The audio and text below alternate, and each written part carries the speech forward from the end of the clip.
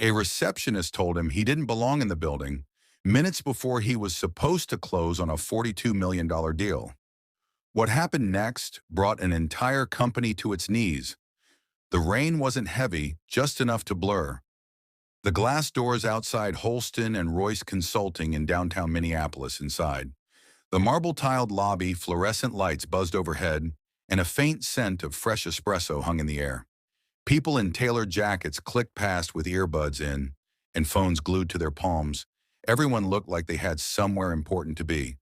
Terrence Dupree walked through the door. Quietly unnoticed at first, he wore a dark navy trench coat, not designer, just functional, and held a leather briefcase that had clearly seen a few years, no Rolex on his wrist. No bodyguard at his side, just a tall black man, 44, with clear eyes and a calm presence that didn't demand attention, but maybe should have. The receptionist looked up from her desk as he approached her name tag. Said Hegan, and she couldn't have been older than 26. Blonde bob, thick lashes, AirPods in one ear. She barely made eye contact before flicking her gaze to the clock behind him. "Hi, I have a 10 a.m. with the executive board." Terrence said, voice steady, polite. She blinked at him. "For what department?" "I'm here to meet with the board of directors. It's scheduled. I'm Terrence Dupree." He waited, gave her a moment to register. Instead, she smirked. "Right, you're with what, again? Sales vendors don't use this entrance." "No," he replied calmly. "I'm the CEO of D-Tech Solutions." She leaned back in her chair like she didn't believe a word of it, glanced down at her monitor with a dramatic sigh. "I don't see your name here." She said, "Maybe you have the wrong building." He didn't flinch. "This is 1224 Wabash Avenue, right?" She rolled her eyes. "Yeah, but like I said, we don't let outside vendors wait around up here. If you're dropping something off, go through loading back entrance." Terrence paused just for a second, not because he didn't know what to say, but because he'd seen this movie before. He didn't argue. He didn't flash credentials or make a scene. He looked at her for a beat, gave the smallest nod, and then turned toward the exit. As he reached the door, a junior associate stepped off. The elevator, young guy, probably fresh out of college, froze mid-step when he saw Terrence. His eyes widened. "Mr. Dupree," he said, breath catching. "Wait, sir. You're here early." "There still?" Terrence raised a hand gently. "No worries," he said. Not breaking stride. "Tell them thank you for the opportunity." He pushed open the door and stepped back into the street. The associate stood frozen, mouth half open, before the elevator doors closed again behind him. Back at the front desk, Megan went back to scrolling her phone, not realizing her smirk was about to be the most expensive one in company history. But what they didn't know was who they'd just turned away. Terrence Dupree wasn't born into power. He wasn't handed keys to corner offices or trust funds or polished networks. He was born in Mobile, Alabama, in a two-bedroom house that leaned just a little to the left. After a storm in '92, his mother worked nights as a hospital custodian, and his father, when he was around, hustled car repairs out of their driveway. Terrence learned early how to make things work, even when things didn't work right. What he lacked in privilege, he made up for in precision. He wasn't loud, didn't run his mouth, but when he did speak, you listened, because he didn't waste words. By the time he was 16, he had already built a functioning desktop out of discarded school parts, not to play games, but to learn how they talked to each other every night while other kids were texting girls and sneaking out. He was teaching himself how to write code on a broken monitor propped up with a phone book. He got into Tuskegee University on a partial scholarship, finished top 5% of his class, didn't rush a frat, didn't go to many parties. He was building something, and he knew at his first company, a small platform for managing mobile team schedules, was coded in a two-bedroom apartment above a laundromat in Birmingham. It failed. He didn't sulk. He reworked it. The second one, same idea, better delivery that got acquired, but D-Tech Solutions, that was the one that changed the game. Built it from the ground up, no angel investors, no flashy launch, just contracts, clean delivery, and systems that worked by year 4. Major logistics companies were using it to coordinate truck shipments across the Southwest. He kept his circle tight, his books clean, and his office door open. By the time he was 44, he had turned D-Tech into one of the fastest growing SaaS firms in the region. Not Silicon Valley, not New York, not LO. He didn't need those zip codes to validate him. Now, Holston and Royce. The firm that just told him to get lost were set to sign a partnership deal with him worth $42 million. The deal had been in the works for nearly 7 months. His team had flown out. Twice background checks, paperwork projections all cleared. The final meeting was a formality. They just wanted to meet. The man himself before closing, they got their chance and they blew it. Because he didn't walk in with a badge swinging around his neck, because he didn't look like their idea of authority, because their front desk gatekeeper couldn't picture him sitting across from their boardroom table. Terrence had seen this before at banks, at hotels, even at tech conferences where people assumed he was part of the catering staff. But here's the thing. He didn't get angry. He never did. He didn't take it personally, not because it wasn't personal, but because giving them that power would have meant they won something, and they had it. As he walked down Wabash Avenue with the rain misting against his coat, his phone buzzed. Twice he checked the screen, a message from his VP in Phoenix confirming everything was greenlit. For the contract signing next week, Terrence stopped, looked up at the skyline, and made a decision right there on the sidewalk. One move, just one. He scrolled to a number in his phone, labeled Travis R. Archon Systems. He tapped, but back in Minneapolis, he had one choice, and he made it without a single word. The call connected in 2 rings. Terrence came. The voice on the other end, half surprised, half amused. "Man, you don't usually call me unless someone's screwed up. Who is it this time?" Terrence gave a faint chuckle. "Travis, I've got something for you. You at your desk?" "Yeah, what's going on?" Terrence stepped under the awning of a sandwich shop across from the Holston and Royce building. He kept his tone calm. "Even remember that platform integration? Holston's been dragging their feet on." Travis's tone shifted. He leaned in. "Yeah, you were supposed to be closing with them today." "Right, I was, until their front desk decided I wasn't." "Worth the elevator ride." There was silence for a moment on the line. Then Travis laughed, short, sharp, almost disbelieving. "You're kidding." "Nope, receptionist told me to leave. Didn't even check the calendar." "That's wild," Travis muttered. "You walk in there in a hoodie or something, just a coat and a briefcase." "I guess it wasn't shiny enough." Travis let out a slow whistle. "Let me guess, they thought you were a delivery guy." "More like a vendor," Terrence replied. "Either way, not worth their time." Travis was quiet again this time. For longer, then he said, "You serious about what I think you're about to say?" Terrence took a breath. "I'm ready to redirect. The deal, if Archon can meet the same terms, and I mean all of them, we and our lawyers already reviewed the last draft. We were ready 2 months ago." "Good," Terrence said then. "Consider it yours. I'll have my general counsel reach out by EOD. We'll move fast." Travis didn't hide his excitement. "Terrence, I don't know what to say, man. I mean, that's huge. Say thank you." Terrence said with a trace of warmth. "And don't make me regret it. You won't, I swear." Terrence ended. The call slipped the phone back into his coat. He didn't linger across the street. The Holston and Royce Tower looked just the same as it had 30 minutes ago. Tall, proud, expensive. But to Terrence, it already looked hollow inside. In the boardroom, on the 29th floor, a glass pitcher of cucumber water sat untouched. 9 chairs around. The table were filled with senior partners, executives, and the lead negotiator, who kept checking his watch. Still nothing. One of them asked no call, no text. The negotiator said he confirmed. "Yesterday, he's never done this." A senior partner frowned. "Send someone down to check." An intern rushed down. The elevator, breathless, he came back, shaking his head. No sign of him. Reception said someone came in earlier, but they turned him away. Thought he was a contractor. Silence swept the room like a sudden draft. "You're telling me they didn't even let him in?" the negotiator asked slowly. "That's what," she said. Murmurs turned into confusion. Confusion turned into unease. A couple executives started typing furiously on their phones. Then a woman in a gray pantsuit, a sharp-eyed partner named Simone Barkley, spoke up. "If he walked out, and if he's serious about this deal, it's already gone." But maybe someone began. "No, you don't walk away from 7 months of negotiation unless you already know exactly where to go next. That man doesn't bluff. We just insulted one of the sharpest operators in this industry, and we did it at our front desk." Nobody said a word. The negotiator finally asked, should we reach out? Barkley shook her head. You can try, but it won't matter. Across town, Terrence stepped into a rideshare heading for the airport.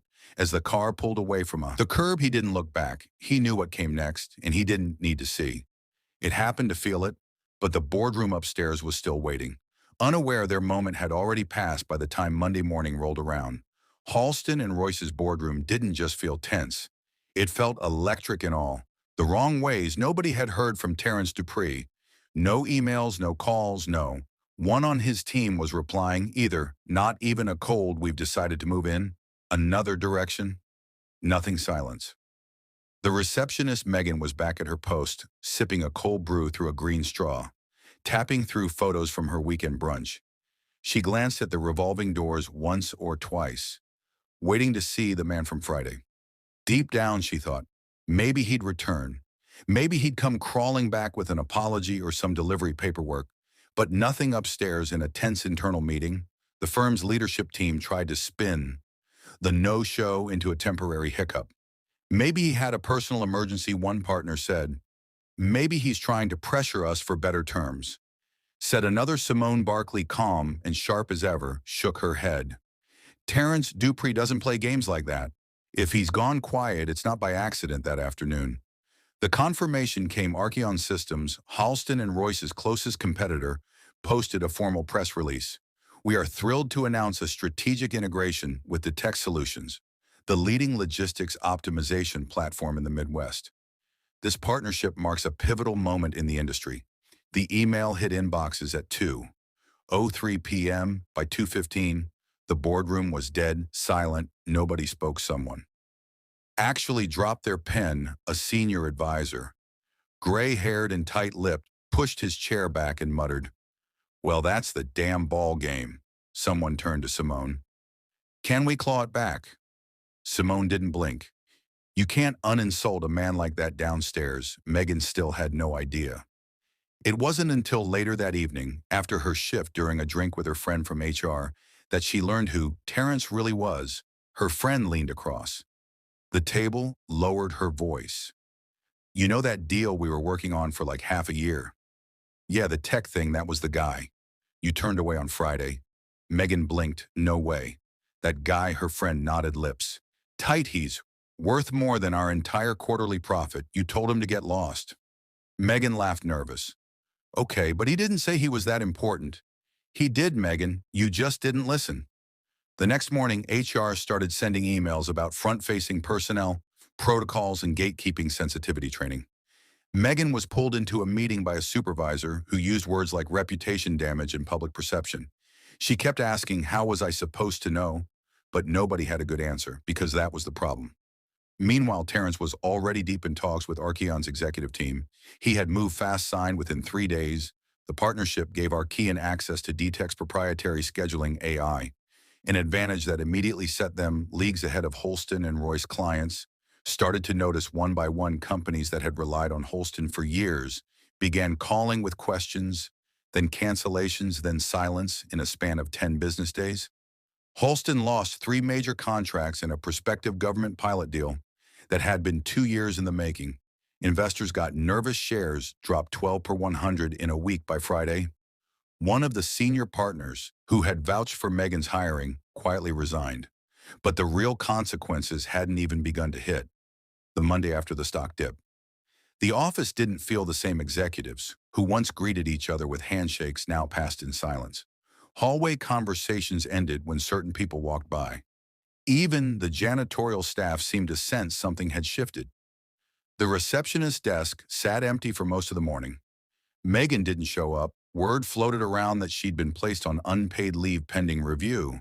Nobody said it out loud, but everyone knew it had to do with him, the man in the coat. The one she waved away like a flyer distributor upstairs in the executive suite. The walls were closing in.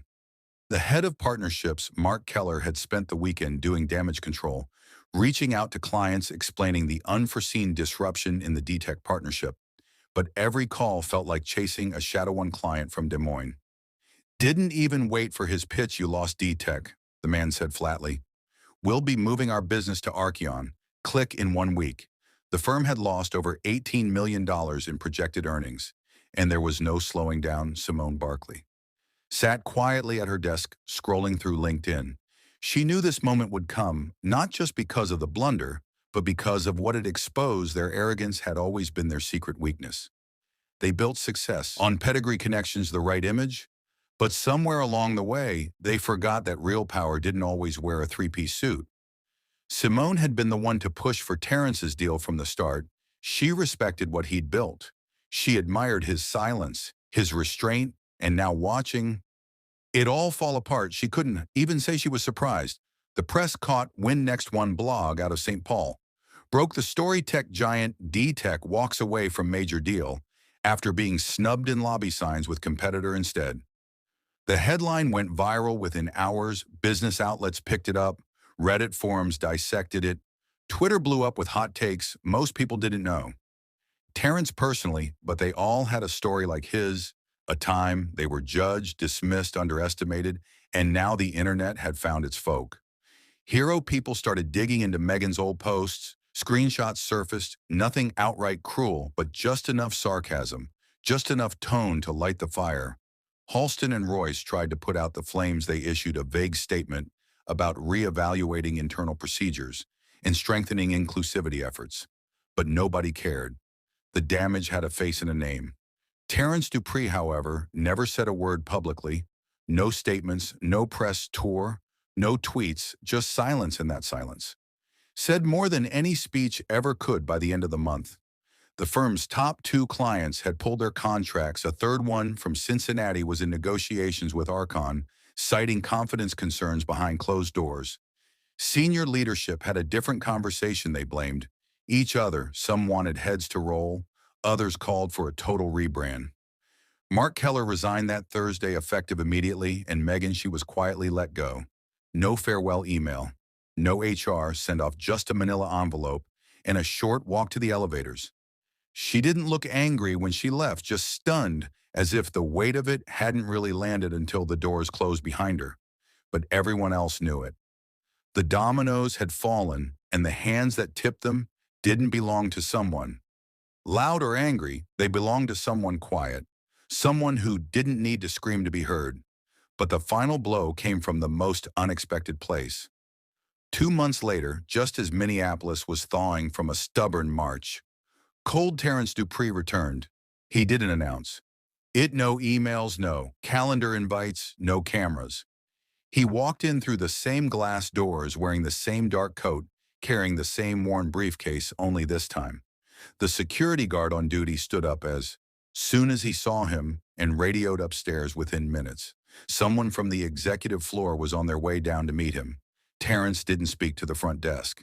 He didn't even glance at it. There was no Megan there anymore. Just a quiet temp named Rosalind who offered a polite good morning. Without recognizing the man in front of her, he nodded once barely and waited. Simone Barkley was the one who greeted him. She stepped off the elevator in a tailored black coat, her expression unreadable, but not cold. She didn't offer a handshake right away, just a quiet Terrence, as though she were acknowledging something overdue. He returned her name with the same calm tone. "Simone, appreciate you coming," she said. "Even if it's not for what we hoped." He didn't reply to that. Not right away. They walked together to a small private conference room on the third floor. Nothing fancy, no big views, just 2 chairs, a table, and a carafe of coffee someone had thoughtfully left, though. Neither of them touched. It's Simone sat down. "I'll be straight with you. The firm's taken a beating. We lost 5 major contracts, 2 more are pulling back our reputations." "Well, Terrence said. "Nothing, we've made changes," Simone went on. "The people responsible for what happened, they're no longer with us." "That's good," Terrence replied calmly. "But that's not really why I'm here." Simone folded her hands. "Then why?" Terrence looked her in the eye. "Because someone asked me if I was ever going to say anything publicly about what happened." She held his gaze. "Waiting, and I told them no." He said, "Because I wasn't interested in revenge. That's not how I work." Simone exhaled a subtle, almost invisible breath of relief. "I came," he added, "because I needed to see what I walked away from, to remind myself I made the right call." There was silence between them, sharp but respectful. Then Simone said, "You did." He stood. The meeting had taken less than 8 minutes. As they walked back toward the elevators, a group of interns passed them in the hallway. One of them, a young black woman in a brown blazer, slowed when she saw Terrence. Her eyes widened just slightly, just enough to let him know she knew exactly who he was. She didn't say anything, just gave a respectful, subtle nod.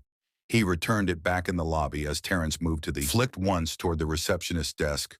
Rosalind was busy on the phone, organizing visitor badges. She didn't notice him watching.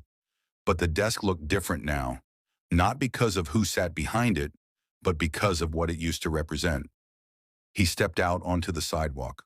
Without a word, the wind tugged at his coat, and for the first time since the failed meeting, he allowed himself a small smile. Not smug, not satisfied, just certain back inside. Simone stood in the lobby for a moment longer, watching him disappear. Into the crowd, a man they could have built something powerful with, a man they misread, underestimated, dismissed, and yet he'd given them the rarest gift of all, grace. But the lesson stayed with everyone who witnessed it. It's easy to talk about power like it always announces itself, like it walks into a room with a red carpet, name tags, and a round of applause. But real power, the kind that moves without noise, that doesn't need to explain itself, that power looks a lot like Terrence Dupree. No titles stitched on his chest, no entourage, just a man, his work and the history that shaped him. Holston and Royce learned something. The hard way, something most people don't figure out until it's too late. It's not just bad business to judge someone by how they look. It's short-sighted. It's lazy. It's a kind of blindness you don't notice until everything's burning, and you're wondering who struck the match. Terrence didn't destroy that company with a press release or a smear campaign. He didn't need to. He just chose to take his value somewhere. It would be respected, and in doing so, he reminded a lot of people loudly, silently, that respect doesn't trickle down from wealth or clout or image. It rises from character, from how you treat someone when you think they have nothing to offer you. And maybe that's what stung the most for the firm, not the money loss, not the headlines, but the knowledge that it could have been avoided with just an ounce of humility. There are Megans in every office, every company, people who make snap judgments because someone doesn't fit their picture of success. Sometimes they do it quietly, sometimes with a laugh, sometimes with a line like, "You don't belong here." But what if that person is the opportunity? What if they're the one holding the key to your future? What if they're already 10 steps ahead and you just slam the door in your own face? This wasn't just a cautionary tale for corporate America.